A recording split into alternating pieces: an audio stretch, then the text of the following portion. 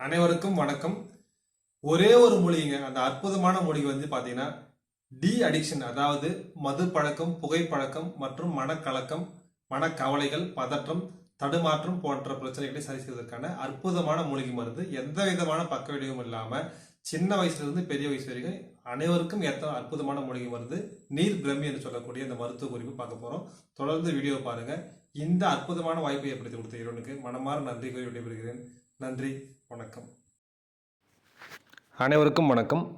சுறுசுறுப்பாக இருக்கிறதுக்கும் மனதளவில் சோர்வாக இல்லாமல் எப்பொழுதும் சந்தோஷமாக இருக்கவும், குழந்தைகள் படிப்பில் நன்றாக கவனம் செலுத்தவும், வேலையில் நல்ல ஆரோக்கியம் மேம்படவும் வழிவகை செய்யக்கூடிய அற்புதமான மூலிகை பற்றிய தகவல் தான் இந்த பதிவில் நம்ம பார்க்க போகிறோம். ஸோ வீடியோவை முழுசாக பாருங்கள், பலன்களை தெரிஞ்சுக்குங்க.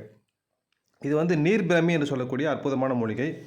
இந்த மூலிகை பொடி ப்ளஸ் அமுக்ராம் பொடி ப்ளஸ் பனங்கற்கண்டு, இது மூணுத்தையும் சேர்த்து டெய்லி ஒரு 50 ml தண்ணியில் போட்டு குடிச்சிட்டு வந்தீங்கன்னா அந்த நாள் உங்களுக்கு இனிய நாளாக அமையும் என்பதில் எந்த விதமான மாற்று கருத்தும் கிடையாது.